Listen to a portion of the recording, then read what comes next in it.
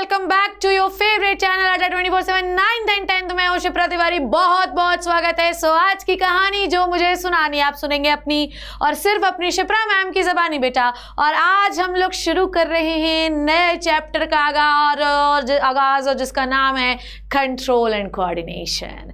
Control and coordination का lecture आज देख रहे हैं और आपको बता दूं कल दोपहर में 1 बजे आपको मिलेगा मेरा क्या one shot video of the control and coordination. बेहतरीन बनाया, शानदार बनाया, जाकर देखिएगा। पर आज हम चैप्टर को डिटेल से शुरू करेंगे। जिन बच्चों के भी एग्जाम हो रहे हैं वो वन शॉट देखकर जाइए। सब बना रही हूँ मैं, A to Z cheese ready हो चुकी है लाइव प्रोसेस की।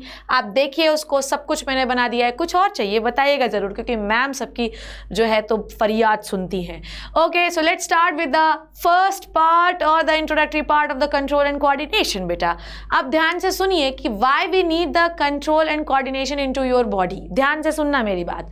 देखो, जब भी हमें कोई एक तमाचा चट्ट से मार देता है तो हम क्या करते हैं, हम पलट के उसके, या तो हम गांधी जी के बहुत फॉलोअर्स हैं तो शायद हम कुछ ना करें, पर यूजुअली ज़्यादातर लोग क्या करते हैं कि पलट के 2 चट्ट मार देते हैं, 2 झापड़ मार देते हैं। इसका मतलब ये कि बॉडी किसी भी सिग्नल के लिए रिस्पॉन्स करती है। समझ में आई बात? जो सिग्नल आपको दिया जा रहा है ना बाहर से, उसको हम कहते हैं स्टिमुलस। बोलो मेरे साथ, क्या कहते हैं? उसे हम कहते हैं स्टिमुलस। समझ में आ गई बात? तो बॉडी क्या करती है? रिस्पॉन्स करती है। किसके लिए रिस्पॉन्स करती है बेटा जी? स्टिमुलस के लिए रिस्पॉन्स होती है। तो क्या मैडम सिर्फ चाटा और घूसा ही स्टिमुलस हो सकता है? ना मुन्ना ना, आपके लिए कुछ भी स्टिमुलस हो सकता है। आपके लिए लाइट स्टिमुलस हो सकता है, आपके लिए टच स्टिमुलस हो सकता है, पेन, प्रेशर, दुखी, खुश होना, लाते, घूसा, गिर जाना, कुछ भी आपके लिए स्टिमुलस हो सकता है जो बाहर से आ रहा है। जैसे मेरे लिए, जैसे कि अभी मैं जो है तो अपने भूषण भैया से बात करी थी कि I need to buy new goggles. Why so? क्योंकि धूप बहुत ज़्यादा आंख में लगती है, जिससे आंखों में रेडनेस आ जाती है।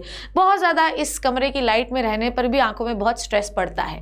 ये क्या शो हो रहा है कि जब भी आप लाइट स्टिमुलस लेते हैं, बाहर से लाइट का सिग्नल लेते हैं, तो आपकी बॉडी आपको रिस्पॉन्स में देती है कि अब आप चश्मा पहन लीजिए, नहीं तो इस लाइट से आपकी आंखें भी डैमेज हो जाएंगी।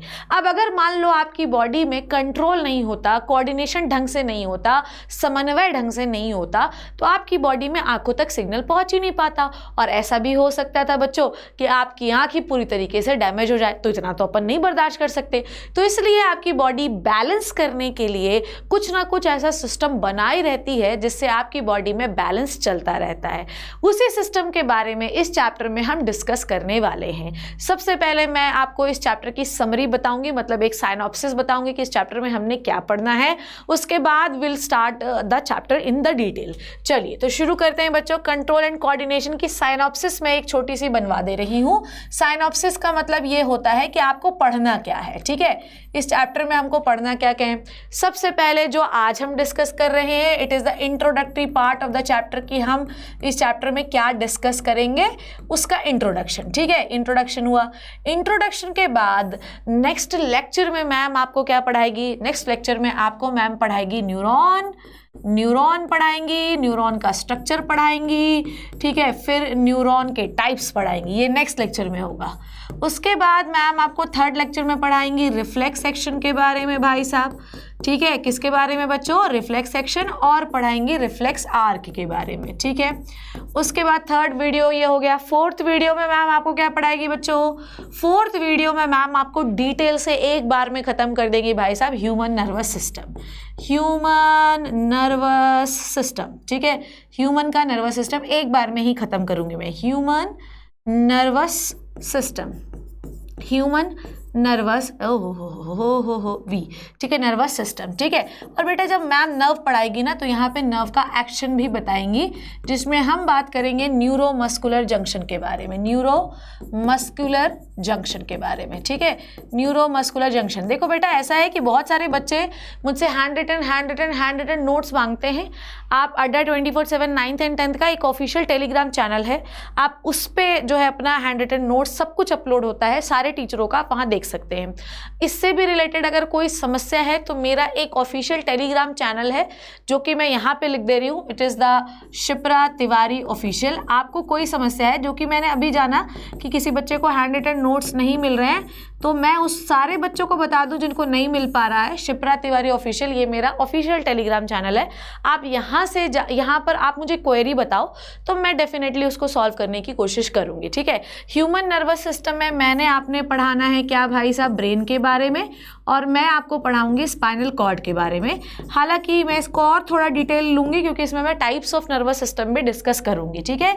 इसमें बेटा जी मैं और क्या डिस्कस करूँगी, टाइप्स ऑफ नर्वस सिस्टम भी मैं इसमें डिस्कस करने वाली हूँ, ठीक है। उसके बाद बच्चों हम 5th वीडियो में क्या पढ़ेंगे, इसको पूरा ये कम से कम 1.5 से 2 घंटे का वीडियो जाएगा और हम सब कुछ कंप्लीट करेंगे, ठीक है।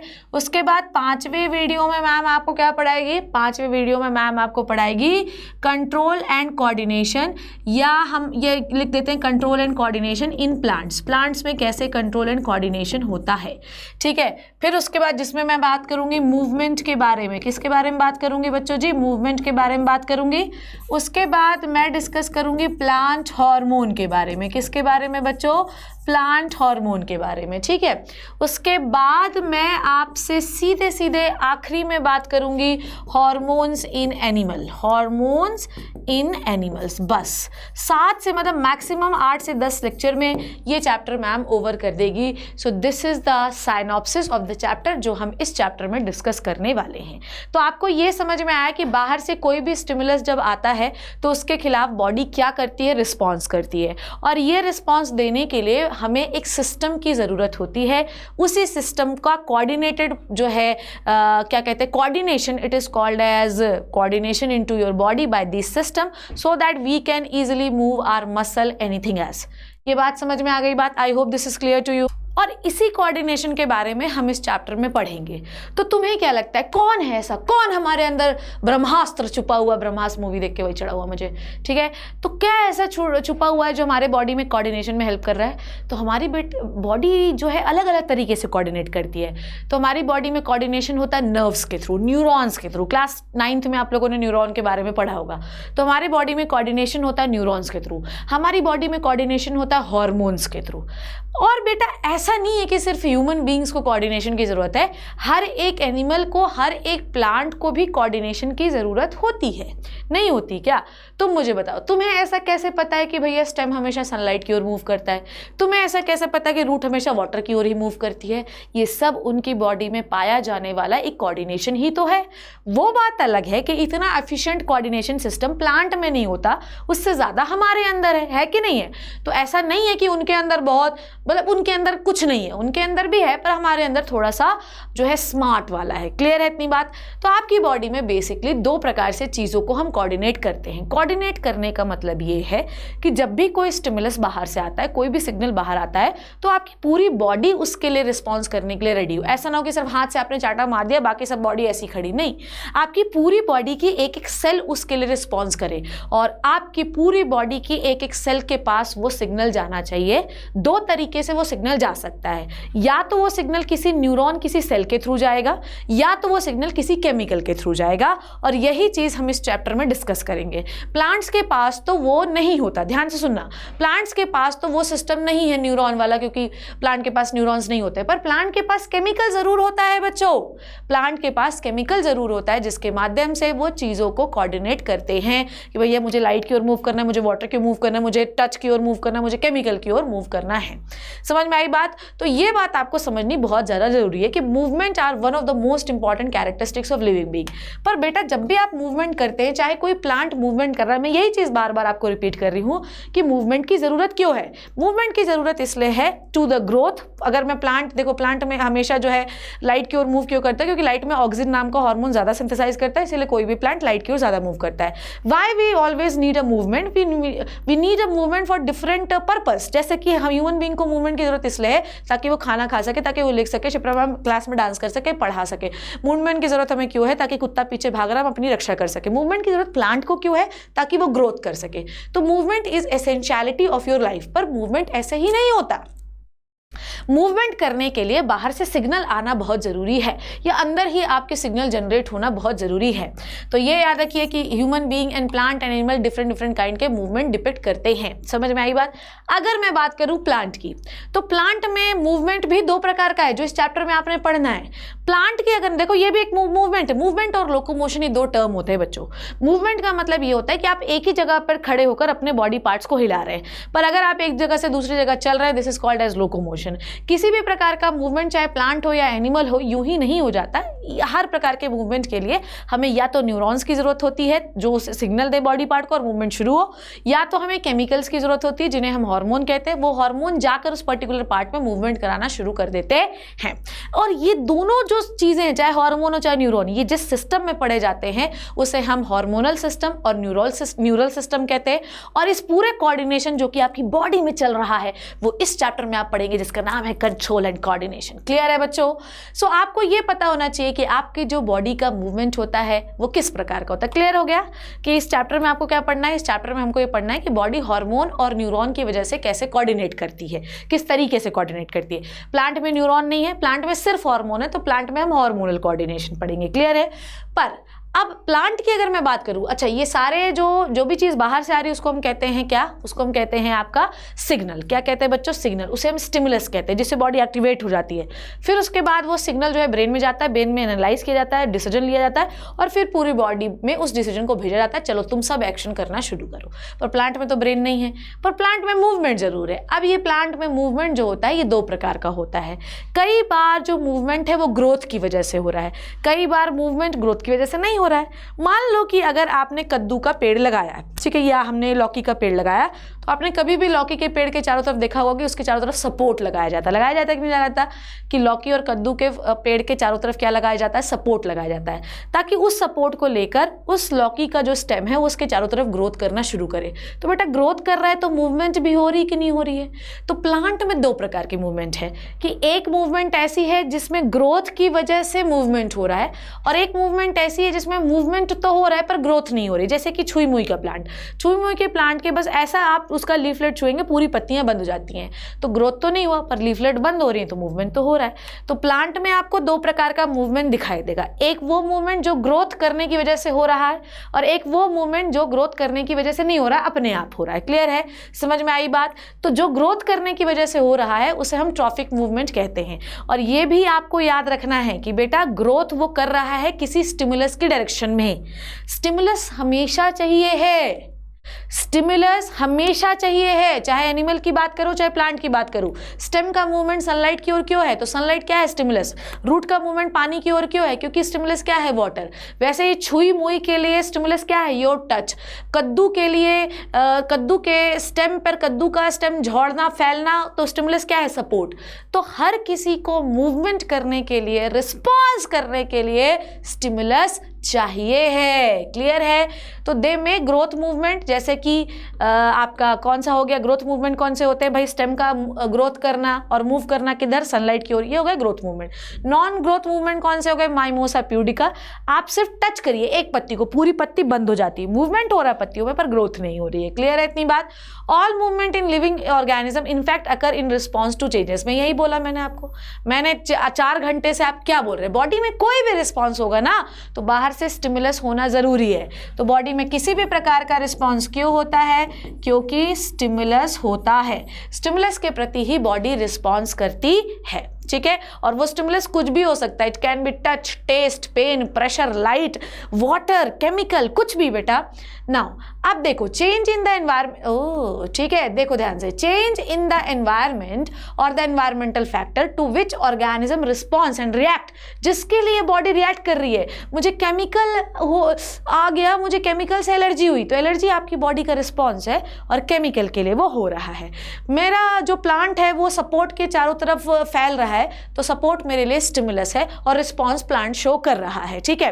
अब ये अगर मैं ह्यूमन बींग्स की बात करूं तो जो भी स्टिमुलस आपको आते हैं वो आप कैसे अंदर लेते हैं? आंख से देखकर, नाक से सूंघकर, जीभ से टेस्ट कर और स्किन से। तो आपकी बॉडी में जितने भी सेंस ऑर्गन है लाइक जीभ, स्किन, ईयर, आईज, नोज, ये सब आपके सेंसरी ऑर्गन हैं जो बाहर से स्टिमुलस को गेन करते हैं, फिर वो अंदर जाते हैं, फिर आपका ब्रेन जो नर्वस सिस्टम का पार्ट है वो डिसाइड करता है, फिर पूरी बॉडी को सिग्नल देता है, हर एक सेल को सिग्नल देता है कि बेटा रिस्पॉन्स करना शुरू करो। समझ में आ गई बात? तो environmental factors such as light, heat, cold, touch, taste, smell, sound, water current, force of gravity, ये सब स्टिमुलस है जिसके लिए ह्यूमन बीइंग रिस्पॉन्स करते हैं। अब ये बात भी ध्यान से समझिए कि हर ऑर्गेनिज्म हर स्टिमुलस के लिए एक जैसा रिस्पॉन्स नहीं करता। जैसे कि आपने देखा कि छुई मुई की पौधी को सिर्फ यहाँ पे टच किया गया तो सारा लीफलेट बंद हो गया, तो इसका रिस्पॉन्स लीफलेट क्लोज होने का है। जबकि यहीं पर देखो कि सन जहाँ पर है वहाँ पर आपका पूरा प्लांट ग्रो करे जा रहा है, यहाँ पर देखो प्लांट आपका पूरा ग्रो करे जा रहा है। तो आपने क्या देखा कि छुई मुई को सन से कोई मतलब नहीं है, छुई मुई को मतलब है टच से, तो इसके लिए स्टिमुलस है टच, और उसके लिए उस टच की प्रेजेंस में वो अपना पूरा लीफलेट जो पूरा जिसमें लीफ लगी रहती है उसको लीफलेट कहते हैं, वो बंद कर देती है। यहाँ पर स्टिमुलस है सन, और सन में वो अपना हाइट ही बढ़ाए जा रहे हैं। तो आपने क्या देखा कि हर स्टिमुलस के लिए हर प्लांट या एनिमल एक जैसा बिहेव नहीं करता है यार, अलग अलग बिहेव करता है। ठीक है, समझ में आई बात? Different organism respond and react to stimuli differently. Most of the plant do not have nervous system, plant के पास नर्वस सिस्टम नहीं होता, therefore they do not have special type of structure to perception of external stimuli. इसका मतलब यह है कि इनके पास नर्वस सिस्टम ही नहीं है, तो इसीलिए इनके पास हर प्रकार के अलग अलग प्रकार के स्टिमुलाई को गेन करने के लिए अलग अलग ऑर्गन नहीं दिए गए। तो हमें किसी चीज़ को देखना है तो आंख दी है, सुनना है तो कान दिए, टेस्ट लेना है तो जीभ दी है, ठीक है, हीट फील करना है तो स्किन है। तो हमारी बॉडी में नर्वस सिस्टम इतना डेवलप है, न्यूरॉन, ब्रेन, स्पाइनल कॉर्ड है, जिसकी वजह से हमारे पास सेंस ऑर्गन अलग अलग है। इनके पास हर पूरी सनलाइट है तो सबको सनलाइट मिलेगी और सारे एक जैसा रिस्पॉन्स करेंगे। समझ में आई बात? हमारे बॉडी में ऐसा नहीं होता, हमारे पास डिफरेंट स्टिमुलाई के लिए अलग अलग सेंस ऑर्गन दिया गया है। सुनना है तो आंख से नहीं सुनेंगे, सुनना है तो कान से ही सुनेंगे। समझ में आ गई बात? स्टिल प्लांट जो है एक्सटर्नल स्टिमुलाई के लिए रिस्पॉन्स करता है, और कैसे करता है? Due to the presence of hormones. ये मैं आपको कब से बताते जा रही हूँ कि प्लांट में देखो सनलाइट की ओर मूव कर रहा है, तो स्टिमुलस क्या है? सनलाइट है। कैसे, क्यों मूव कर रहा है? क्योंकि हार्मोन बोल रहा है कि उधर जाके अपना मूवमेंट शो करो। ठीक है, plant hormone coordinate their behaviour by affecting the growth of the plant slowly. ठीक है, तो ये मैंने आपको बताया कि प्लांट हमेशा लाइट की ओर ही क्यों बेंड करता है, क्योंकि लाइट है स्टिमुलस। बॉडी रिस्पॉन्स शो करती, किसकी बॉडी? प्लांट की बॉडी। किसके प्रेजेंस में? हार्मोन। जैसे ही लाइट के प्रेजेंस, ऐसे लाइट है, मैं एक प्लांट हूँ, लाइट मेरे ऊपर पड़ रही है, ओम ओम भट्ट स्वाहा, ओम आने दो, फिर हार्मोन निकलता है यहाँ से, हार्मोन बोलता है इधर की ओर ग्रोथ करो, इधर की ओर ग्रोथ करो।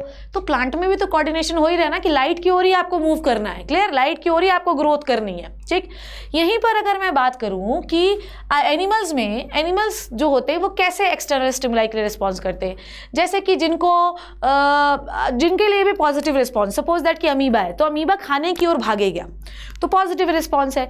अगर मैं फ्लैट वॉर्म में लाइट जला दूंगी तो फ्लैट वॉर्म भग जाते हैं वहाँ से। तो इसका मतलब ये कि वी नो एनिमल्स जो होते हैं, ह्यूमन बींग्स तो बहुत ही डेवलप हो गए, सेल्फ कॉन्शियसनेस होती है उनके में, पर अगर किसी और एनिमल की भी बात करो तो उनके अंदर इतनी तो अकल होती है कि भैया मुझे यहाँ जाना है या नहीं जाना। ये अकल कहाँ से आई बेटा? तुम्हारे बॉडी के अंदर सिस्टम जो है उससे।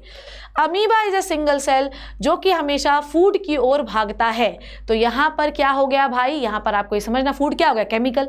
तो फूड की ओर भागता है मतलब उसका स्टिमुलस फूड हो गया। Also number of amoeba response to the heat stimulus tend to collect together moderately warm water. इसका मतलब ये है कि ज़्यादा टेम्परेचर होने पर वो सब इकट्ठा भी हो जाते हैं, तो ये भी एक उनका रिस्पॉन्स हो गया। ठीक है, हर सिंगल सेल जो होते हैं, ध्यान से सुनो, but all single cell organism including amoeba react to the mechanical obstacle by the avoiding them negative response। कुल मिला के आपको सिर्फ इतना समझना है कि अगर आप ये सोचते हैं कि सिर्फ मल्टी सेलुलर ऑर्गेनिज्म में कोऑर्डिनेशन होता है बॉडी में ताकि वो अपने स्टिमुलस के लिए रिस्पॉन्स कर पाएँ, तो ऐसा नहीं है, सब लोग रिस्पॉन्स करते हैं। ठीक है, मल्टी सेलुलर ऑर्गेनिज्म में रिस्पॉन्स करना जो है, ध्यान सुनो, in multicellular animals however the response to stimuli is not simple, जैसा कि यूनिसेलुलर में था। ठीक है, यूनिसेलुलर में क्या था? सेल गई और जो रिस्पॉन्स करना है कर दी, पर यहाँ पर ऐसा नहीं होता भैया, हर सेल को स्टिमुलाई के प्रति रिस्पॉन्स करना है। सेल्स कितनी? बिलियंस ऑफ सेल्स हैं। ठीक है, these animal possess nervous system and muscle, therefore they show movement in response to the external stimuli by the different ways. आपकी पूरी नर्व्स में क्या जुड़े, आपके पूरे मसल्स में क्या जुड़े हैं? नर्व्स। तो अगर आपको ठंडी लगती है तो आप उस जगह से चले जाते हैं, आपको गर्मी लगती है तो आप एसी चला लेते हैं मूवमेंट करके, अगर आपको गर्म तवे पे हाथ रख दिया तो आप वहाँ से हाथ हटा लेते हैं। तो आपकी आपकी हर एक नर्व सेल में, आपको समझना है ये बात, आपकी हर एक नर्व सेल में क्या जुड़ा हुआ है, नर्व जो सिग्नल दे रहा है कि आप मूवमेंट करना शुरू करिए, जो कि यूनिसेल्युलर में नहीं होता। समझ में आ गई बात? I hope this is clear to you guys. It is necessary that all the concerned organ of their bodies work in a systematic manner to produce a response. हमें ये तो समझ में आ गया कि मसल्स के पास न्यूरॉन सिग्नल लेकर आता है, पर अगर ऐसा हो कि एक मसल आज काम कर रही है, दूसरी मसल परसों काम कर रही है, तो कोऑर्डिनेटेड मैनर में काम नहीं हो पाएगा। तो हर एक मसल को हर एक स्टिमुलाई के लिए साथ में काम करना पड़ेगा। वो साथ में काम ही तब कर पाएंगी जब उनको साथ में सिग्नल मिलेगा, और साथ में सिग्नल देने का काम होता है आपके न्यूरॉन्स का, आपके हार्मोन्स का, और इन्हें ही हम कंट्रोल एंड कोऑर्डिनेशन सिस्टम में पढ़ेंगे। The working together of various organ of the body of organism is proper manner to produce proper reaction to the stimulus, it is called as coordination. क्या ये बात सबको क्लियर हो गई है? फिर से पढ़ो इस डेफिनेशन को और देखो, working together of various organ, सारे ऑर्गन्स का एक साथ काम करना इन अ प्रॉपर मैनर। सारे ऑर्गन कौन है? सारे ऑर्गन कौन है? आपकी बॉडी के पूरे organ. To produce a response, पर उन सारे ऑर्गन काम ही तब कर पाएंगे जब उनको सिग्नल मिलेगा। और सिग्नल कौन देता है बच्चों? सिग्नल देते हैं आपके ब्रेन और स्पाइनल कॉर्ड, आपकी नर्व्स। तो आपको ये समझ में आया कि बॉडी में कोई भी रिस्पॉन्स जनरेट करना है तो बॉडी के हर ऑर्गन को एक कोऑर्डिनेटेड मैनर में काम करना पड़ेगा। ठीक है, अब कोऑर्डिनेटेड मैनर में काम करने के लिए हमारी बॉडी में दो सिस्टम होते हैं, या तो आप अपने न्यूरॉन्स के माध्यम से सिग्नल दीजिए, या तो आप केमिकल्स के माध्यम से सिग्नल दीजिए। अगर आप प्लांट, जैसे प्लांट होता है, प्लांट में न्यूरॉन नहीं होते, तो वो सेल टू सेल कैसे कम्युनिकेट करते हैं? केमिकल्स के थ्रू। एक ने केमिकल, जैसे मान लो स्टेम ने यहाँ पर अपना ऑक्सीजन बहुत सारा हार्मोन बना दिया, पीछे वाले ने नहीं बनाया, तो वो वहाँ से ऑक्सीजन को पहुँचा देती पीछे। सेल टू सेल हार्मोन पहुँचते जाते हैं और रिस्पॉन्स शुरू हो जाता है। क्लियर है? समझ में आई बात? On the other hand, higher multicellular organism में नर्वस सिस्टम भी होता है और एंडोक्राइन सिस्टम भी होता है। नर्वस सिस्टम में न्यूरॉन्स के माध्यम से हम केमिकल सिग्नल पहुँचाते हैं, आपके मैसेजेस पहुँचाते हैं, और केमिकल कोऑर्डिनेशन में हम केमिकल्स के माध्यम से सिग्नल पहुँचाते हैं। वो बात अलग है कि न्यूरॉन्स के थ्रू जो सिग्नल पहुँचता है वो बहुत ही फास्ट होता है, इसीलिए एनिमल्स जो होते हैं उनका रिस्पॉन्स भी फास्ट होता है प्लांट से, इसीलिए we are that is why we are very smart. समझ में आ गई बात? I hope this is clear to you guys. Done है इतनी? अब देख लो बेटा जी एक बार एनसीईआरटी कि जो हम पढ़ रहे हैं वो ऐसा तो नहीं कि ये बहुत सारे लोग बोलते हो मैम आपने ये पढ़ा दिया वो पढ़ा दिया, आजकल नहीं बोलते, क्योंकि एक्सपेरिमेंट प्रूव्ड हो चुका है। आपकी बायोलॉजी पढ़ना है तो इनसे पढ़ना है तो ज़्यादा, पर एक बार देख लेते हैं, क्योंकि बहुत सारे लोगों को एनसीईआरटी के दौरान बहुत दिक्कतें आती हैं। जैसे बाबा जी की बूटी खाते हैं, वैसे मैं 11th पे करती हूँ, पर मैंने सोचा कि 10th से इंट्रोड्यूस कर देती हूँ बाबा जी की ब्यूटी, वैसे एनसीईआरटी बूटी। चलो कम ऑन एवरीबॉडी, चले देखते हैं भैया, ध्यान से सुनो। देखो कहाँ से पढ़ना है अपने को। We have started with a notion we all have that if we see something moving it is alive. हम ये सोचते हैं कि जो चल रहा है वो है alive. Some of these movement are in fact is a result of growth as in plant. कभी कभी ये जो मूवमेंट आपको दिख रहे हैं वो ग्रोथ होती है। ठीक है, जैसे प्लांट अगर बढ़ रहा है तो उसको हम कहते हैं मूव हो रहा है, actually movement is due to the growth. ठीक है, अ सीड जर्मिनेट ग्रोज, हम देखते हैं कि सीड जर्मिनेट होकर स्टेम बन गया तो वो क्या है, जबकि रूट छोटी थी तो वो पूरी लंबी रूट बन गई, तो ये सब क्या है। ठीक है, हम इन सब को सोचते हैं कि ये मूवमेंट है, पर है तो मूवमेंट, पर movement due to the growth है। समझ में आई बात? But if it is growth were stopped, ठीक है, the movement will not happen. तो हम प्लांट में मानते हैं कि अगर ग्रोथ खत्म हो गई तो मूवमेंट नहीं होगा। समझ में आई बात? पर अपने साथ ऐसा नहीं होता, अपनी ग्रोथ रुक भी जाती है पर अपना मूवमेंट होते रहता है। Some movement as in many animal and some plant are not connected with growth. ठीक है, तो इसका मतलब ये है कि प्लांट का मूवमेंट ग्रोथ से कनेक्टेड नहीं है। हमारा ध्यान सुनो, हमारा इनका नहीं है, इनके में ऐसा होता है कि ग्रोथ होती रहती है। ध्यान सुनो, some in as in many animal and some plant are not connected with growth. मतलब जैसे हमारा जो कनेक्शन है, ठीक है, हमारा जो कनेक्शन है वो ग्रोथ और मूवमेंट का लगा है। हमारी ग्रोथ बंद भी हो जाती है तो भी मूवमेंट जो है होती रहती है। प्लांट में ग्रोथ है तभी मूवमेंट है। कुछ प्लांट में भी ऐसा होता है कि देखो लिखा हुआ है as in some plant and animals, plant में भी ऐसा होता है, कुछ प्लांट ऐसे होते हैं कि ग्रोथ करना बंद कर देते हैं पर मूवमेंट तो उनके में चलता ही रहता है। ठीक है, कुछ प्लांट में a cat running, children playing on swing, buffaloes chewing cud, these are not movement caused by the growth. ये सब जो हो रहा है आपका नाचना घूमना, ये सब मूवमेंट हो रहे हैं पर इससे ग्रोथ थोड़ी हो रही है। Why do we associate such visible movement with life? A possible answer is that we think of movement as a response to a change in the environment of the organism. इसका answer ये है, हम ये सोचते हैं कि movement वो है जो किसी एनवायरमेंट के लिए एक रिस्पॉन्स है। ठीक है, द कैट में बी रनिंग बिकॉज उसने कोई चूहा देख लिया है, ठीक है। इसका मतलब ये चूहा देख लिया इसलिए वो मूव कर रही है। Not only that, we also think that the movement as an attempt by the living organism use to change their environment to their advantage. हम लोग मूवमेंट इसलिए भी करते हैं क्योंकि हमें कुछ एडवांटेज चाहिए भैया। हम जो है अच्छा सा कोई फल देखते तोड़ने के लिए भागते हैं, तो ये भी मूवमेंट है। Plant grows out to the sunshine, children try to pleasure and fun out of swinging, ठीक है। Buffaloes chews cud to break up tough food, तो ये सब मूवमेंट हैं। समझ में आ गई बात। When bright light is focused on our eyes, which touch when we touch the hot object, when we detect the change, we always respond to the environment by the help of movement. If we think a bit more about this, it becomes apparent that all these movement in response to the environment is carefully controlled. यही मैंने आपको बोला कि जो भी आप response कर रहे हैं इट इज़ कंट्रोल्ड, ठीक है। आप जब फल तोड़ने जाते हैं तो पेड़ नहीं काटने ले जाते, तो आपका ब्रेन सिर्फ इतना बोल रहा है कि भाई आप फल तोड़ो। अभी आपके एनसीईआरटी ब्रेन इंट्रोड्यूस की नहीं है। Each kind of change in the environment evokes an appropriate movement in response. हर प्रकार का चेंज जो एनवायरमेंट में हो रहा है वो एक मूवमेंट करवाता है एज अ रिस्पॉन्स, ठीक है। When we want to talk our friends in the class, we whisper rather than shouting loudly. हमको ये पता है ना कि क्लास में चुगलियाँ करना है तो चिल्ला चिल्ला के नहीं करना है। Clearly, the movement to be made depends on the event that is triggering it. इसका मतलब ये है कि जो भी मूवमेंट आप कर रहे हैं डिपेंड कर रहा है कि आपके चारों तरफ चल क्या रहा है। Therefore, such control movement must be connected to the recognition of the various event in the environment. इसका मतलब ये है कि जो भी मूवमेंट आप कर रहे हैं वो एनवायरनमेंट में डिफरेंट कंडीशन पहचान कर रहे हैं, ठीक है। Followed by only correct movement in response, और सब पहचान कर करेक्ट मूवमेंट कहते हैं। चुगली करते हैं क्लास में, किसी की चुगली करे, देखना कैसे ड्रेस पहन के आई, तो चिल्लाते नहीं है। आपका ब्रेन बोल रहा है कि इसके सामने चिल्लाना मत, नहीं तो लाते गुस्से पड़ जाएंगे। In other words, living organism must use system providing control and coordination, और इन सब चीज़ों की समझ के लिए बॉडी आपको एक सिस्टम देती है। In keeping with general principle of the body organisation in multicellular organism, specialised tissues are used to provide this control and coordination activities. हमारे पास कुछ सिस्टम दिए गए हैं जिनकी मदद से हम पर्टिकुलर स्टिमुलस के लिए एक पर्टिकुलर रिस्पॉन्स देते हैं। एनिमल नर्वस सिस्टम जो है, ध्यान से देखिए, हम लोगों ने ये पढ़ा कि जो आपका कंट्रोल एंड कोऑर्डिनेशन होता है वो दो लोग प्रोवाइड करते हैं। पहला आपका मसल, ताकि आप रिस्पॉन्स कर सकें, दूसरे आपके न्यूरॉन्स जो इस मसल को सिग्नल देते हैं, ठीक है। समझ में आ गई बात। और आपकी बॉडी में इस पूरे प्रोसेस को कराने के लिए दो लोग हैं, एक नर्वस सिस्टम, एक एंडोक्राइन सिस्टम। ये नर्वस सिस्टम, न्यूरॉन आपकी मसल को सिग्नल देता है, मसल आपकी मूव करती है, जिससे आप उसी को आप रिस्पॉन्स कहते हैं। तो this is the introductory part of the control and coordination. In the next class we will start with the animal nervous system, जिसमें मैं शुरू करूंगी structure of neuron, types of neuron and how the neuron gives the signal to the muscle and how muscle get reacted.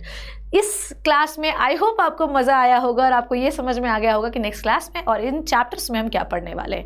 Chapter बिल्कुल भी हुआ नहीं है, बहुत प्यारा चैप्टर है, बहुत आसान सा चैप्टर है। शुभ्रा मैम के साथ पढ़ोगे सब बनेगा, गारंटी है मेरी। See you in the next amazing session. तब तक thank you so much and bye bye.